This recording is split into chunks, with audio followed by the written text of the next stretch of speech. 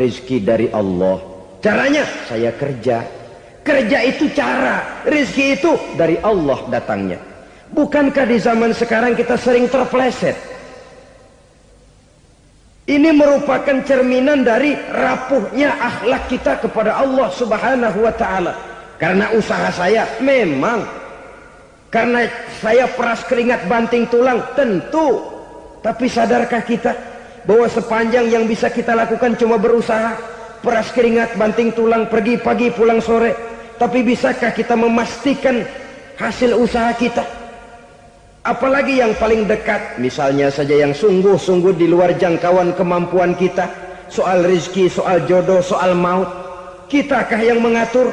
Kitakah yang menentukan? Subhanallah. Manusia sungguh tidak berdaya menghadapi 3 hal paling pokok ini. Rezeki, kita cuma bekerja. Kitakah yang menentukan? Tidak. Kita berusaha saja, rezeki belum pasti dapat. Apalagi kalau kita tidak berusaha. Jangan terjebak dalam fatalisme. Belum perang udah nyerah. Emang dasar rezeki datangnya dari Tuhan, gak usah kerja, dan ntar juga kalau dia datang. Dari mana datangnya? Kerja saja belum tentu dapat rezeki, apalagi kalau tidak kerja. Yang jelas usaha perlu kepastian, itu urusan Allah. Ini akhlak kepada Allah Subhanahu wa ta'ala. Jodoh juga begitu. Kita berusaha, kita berupaya, Allah menghendaki lain jadinya. Maut juga begitu. Siapa sih yang pengen ngadepi maut? Siapa sih yang pengen mati? Siapa sih yang pengen ketemu malaikat Israel? Tidak seorang pun kalau ditanya, kecuali mereka yang putus asa ya. Kalau otaknya masih normal, mau mati mesti belakangan dulu udah dikit. Tapi yang satu itu saudara, kalau dia sudah datang, tenaga mana yang bisa menolak? Kalau dia sudah berkunjung, kekuatan mana yang bisa menghindar? Kalau dia sudah ingin bertemu, kemana kita bisa melarikan diri? Manusia sepanjang yang dia lakukan hanya berusaha, tapi kepastian, ketentuan dari Allah Subhanahu wa ta'ala. Orang yang kufur nikmat, nutupin Allah. Dia merasa rezekinya adalah mutlak peras keringatnya. Seolah-olah Allah nggak punya peranan apa-apa di situ. Oh, ini kan saya bisa rumah begini karena saya kerja keras. Oh, ini mobil saya begini, saya kerja keras. Peras keringat, banting tulang, keras.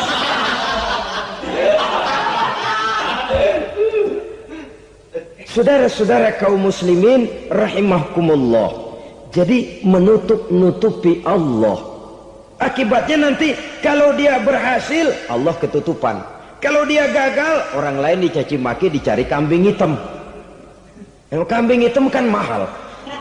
Karena orang sering cari-cari kambing hitam. Jarang orang mau jujur kalau bertemu kesulitan lalu mencari sebab pada dirinya sendiri. Yang paling enak ya nyalain orang. Lo begitu.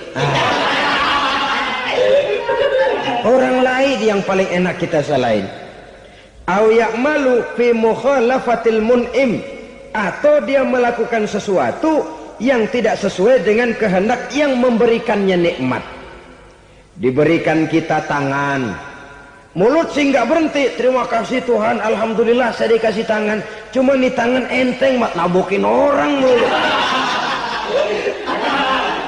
Itu sudah mukhalafatul mun'im, bertentangan dengan kehendak yang memberikan nikmat. Diberikan harta, mulutnya mah basah, terima kasih Tuhan, alhamdulillah dikasih harta, tapi pelitnya minta ampun, kikir koret medit. Ini juga termasuk kufur nikmat, mempergunakan suatu nikmat bertentangan dengan kehendak daripada yang memberikan nikmat itu sendiri. Saudara-saudara kaum muslimin rahimakumullah, oleh karenanya kufur iman memang lebih bahaya daripada kufur nikmat. Tapi jangan lupa, kufur nikmat bisa menyeret orang kepada kufur iman. Dan kalau Allah udah dialingin, Tuhan sudah dinomor duain, lama-lama kenapa dia tidak mendewakan dirinya sendiri? mendewakan pangkatnya, mendewa-dewakan otaknya, mendewa-dewakan kemampuannya. Pada awalnya dia memang cuma kufur nikmat, tapi lambat laun kalau ini tidak diobati, secara pasti orang akan mengarah kepada kufur iman. Bisa berbentuk syirik, bisa berbentuk nifak, bisa berbentuk riddah. Saudara-saudara, oleh karena itu menjaga akhlak kepada Allah mutlak penting. Sebab apa? Kita tidak berakhlak kepada manusia saja, kita dikucilkan dari pergaulan. Kalau kita tidak berakhlak kepada Allah, dikucilkan oleh Allah. Hadis qudsi menyatakan, man lam yashkur ala na'ma'i wa lam yasbir ala bala'i falyakhruj min tahtis sama'i falyatlub rabban siwaya. Kata Allah, siapa orang yang tidak mau bersyukur terhadap nikmat yang aku berikan kepadanya dan tidak mau sabar terhadap ujian yang aku berikan kepadanya, falyakhruj min tahtis sama'i, persilakan saja keluar dari kolong langitku, waliyatlub rabban siwaya, tolong cari Tuhan lain selain daripada aku. Murka Allah, diusir, cuman gak kedengeran aja. Siapa yang tidak mau syukur terhadap nikmatku, siapa yang tidak mau sabar terhadap ujian yang aku berikan kepadanya, persilakan keluar dari kolong langitku ini, cari Tuhan lain selain aku. Nah, langit Tuhan yang punya, Tuhan kita lawan, diusir dari kolong langit, mau pindah ke kolong mana?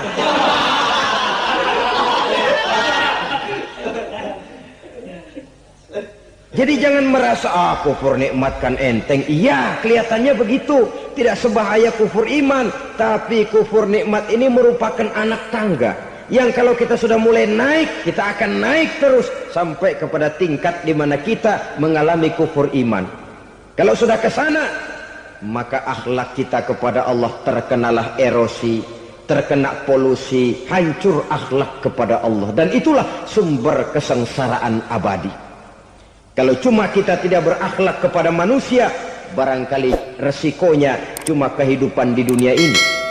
Mungkin juga ada kehidupan akhirat. Tapi kalau sudah tidak berakhlak kepada Allah, dunia akhirat kita rugi dan celaka.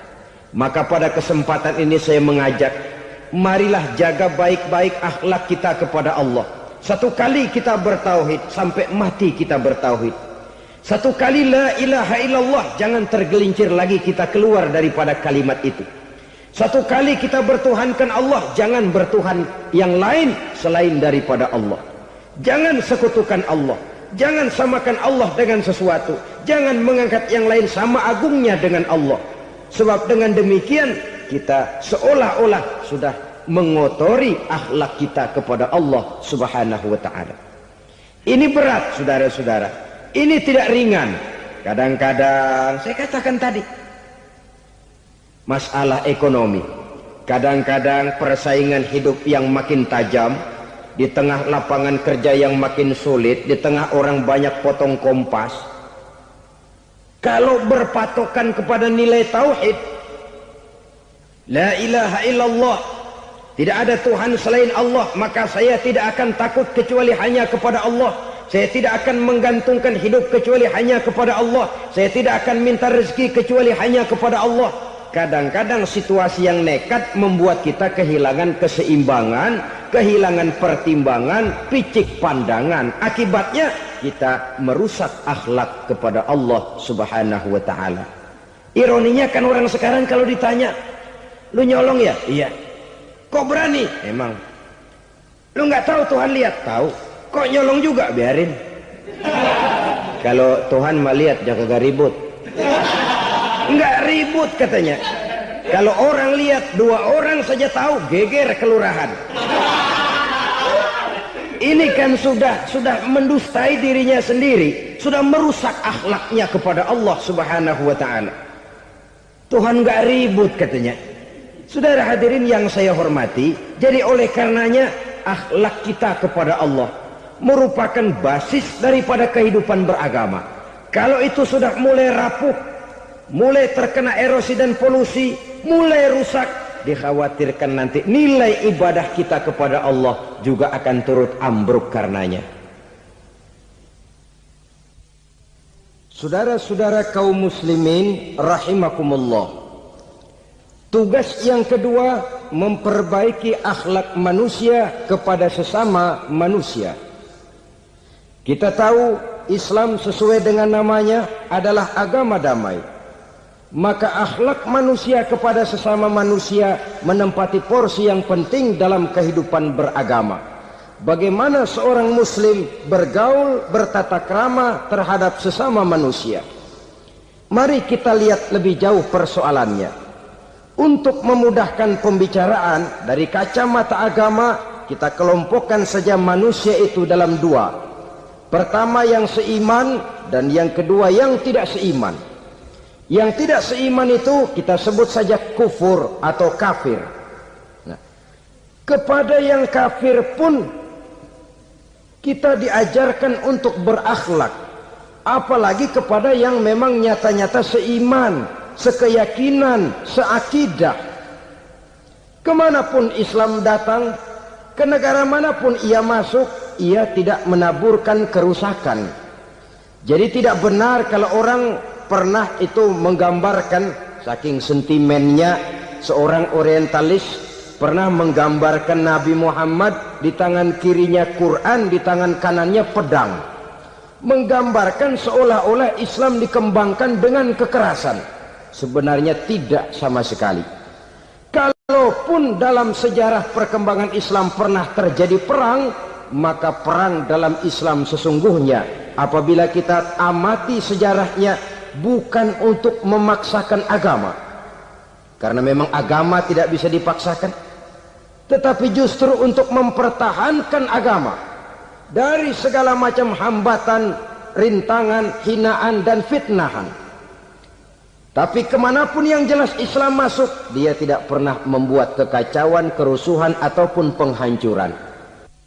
Candi Prambanan bahkan dipugar, gereja-gereja tidak ada yang dihancurkan oleh umat Islam. Kenapa? Islam agama damai. Soal agama, soal lakum dinukum waliyadin, la ikraha fid din, qad tabayyana ar-rusdu minal ghayy. Tidak ada paksaan dalam beragama, sebab nyata yang benar dengan yang tidak benar. Belum pernah ada orang kafir masuk ke perkampungan orang Islam lalu dikejar-kejar, diteriakin kafir, kafir, sunatin.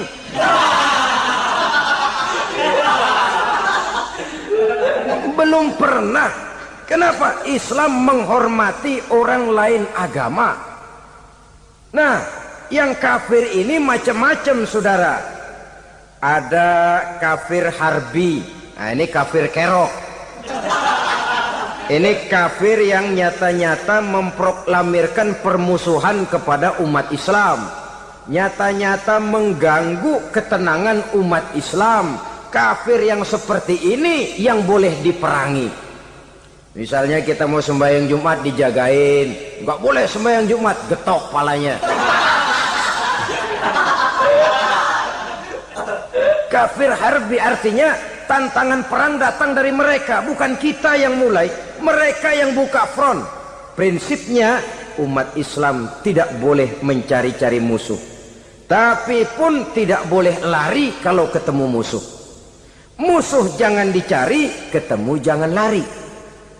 Karena itu kesan seolah-olah umat Islam ini teroris, umat Islam ini destroyer, umat Islam ini sering menimbulkan keonaran, kerusakan. Sungguh satu fitnahan yang sangat keji. Umat Islam adalah umat yang cinta damai. Islam di masa perkembangannya masuki Eropa melalui Selat Gibraltar, Jabal Tariq, memasuki Spanyol. Islam tidak pernah meruntuhkan gereja. Islam tidak pernah membunuh orang-orang Nasrani. Bahkan Islam mewariskan peradaban dan kebudayaan yang begitu tinggi nilainya di bidang ilmu pengetahuan. Sampai ketika itu Barat banyak mengkaji ilmu pengetahuan dari dunia Islam. Buku-buku berbahasa Arab diterjemahkan ke bahasa Yunani, dipelajari oleh para cendekiawan di negeri Barat sana. Mereka mengambil manfaat yang banyak dari masuknya Islam ke Eropa. Sementara gereja tetap berdiri dengan megahnya. Kuil-kuil tempat peribadatan tidak satupun yang diusik-usik. Kenapa? Islam agama yang cinta damai.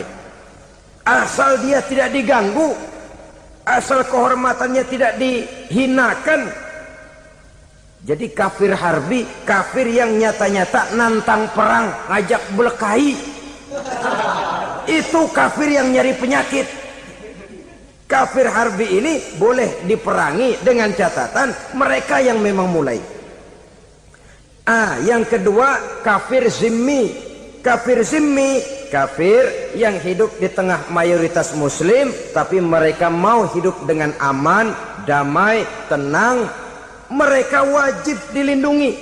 Bahkan Nabi pernah memberikan satu jaminan, man azazimiyan faqad azani. Siapa yang mengganggu orang kafir zimmi sama saja dengan mengganggu saya. Kehormatannya dijaga, harta bendanya dilindungi, anak istrinya pun dilindungi. Dan ini jadi kenyataan. Saudara bisa lihat di negara-negara yang mayoritas penduduknya beragama Islam, orang-orang kafir di luar Islam hidup dengan tenang, aman, damai. Di Saudi Arabia, di luar tanah haram, di luar Mekah dan Madinah, banyak orang-orang kafir mencari nafkah. Mereka tenang, aman, dilindungi undang-undang. Begitu di Mesir, begitu di negara Indonesia yang berdasarkan Pancasila ini.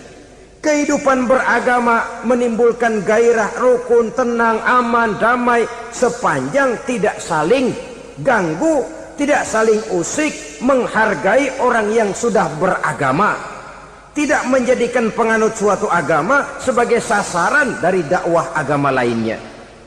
Saudara-saudara kaum muslimin rahimakumullah. Jadi memang oleh Al-Quran kita dianjurkan asidda alal kuffar ruhama bainahum. Tegas kepada orang kafir, kasih sayang kepada sesama muslim. Tapi tegas bukanlah berarti marah-marahan, bukan berarti musuh-musuhan, bukan ngajaki perang. Tegas dalam arti punya garis tentang kehidupan beragama, lakum dinukum waliyadin. Soal kehidupan sosial, mari kerjasama. Bangun jalan, ayo rame-rame. Siskamling, mari bebarengan. Bikin puskesmas, mari sama-sama.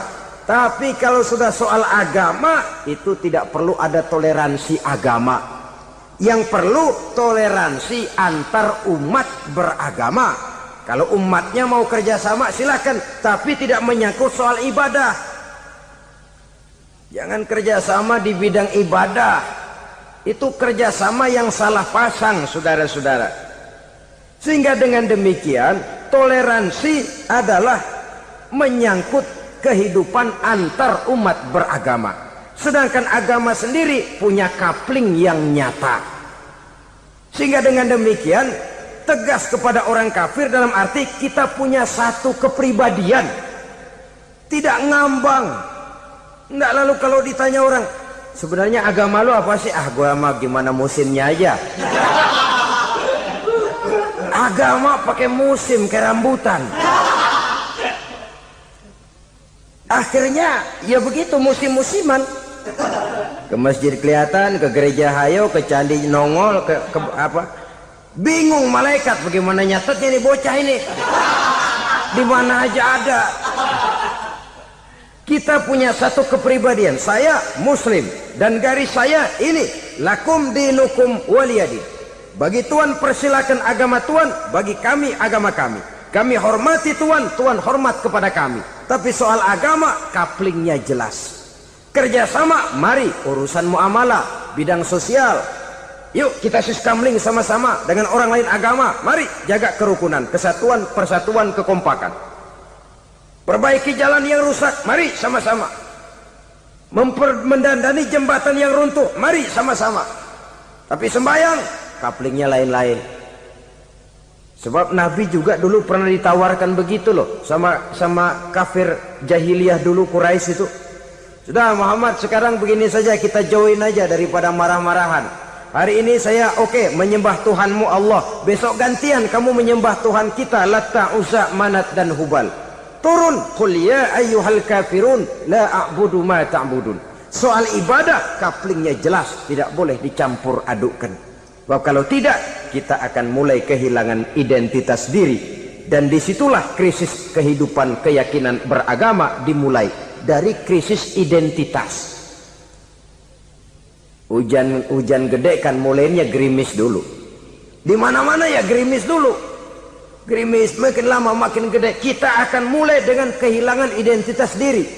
Dari sana nanti kita malu mengakui keislaman kita.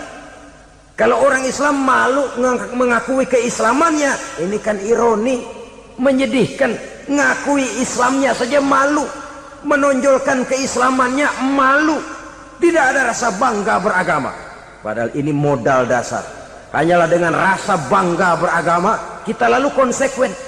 Bangga yang tidak konsekuen, wah pokoknya kan gua kan Islam, agama yang paling benar, tapi hidupnya sendiri jauh dari tuntunan Islam. Itu bangga yang tidak beralasan, bangga yang tidak perlu dibanggakan sebenarnya. Kebanggaan yang membuat kita konsekuen dan dekat dengan kehidupan beragama.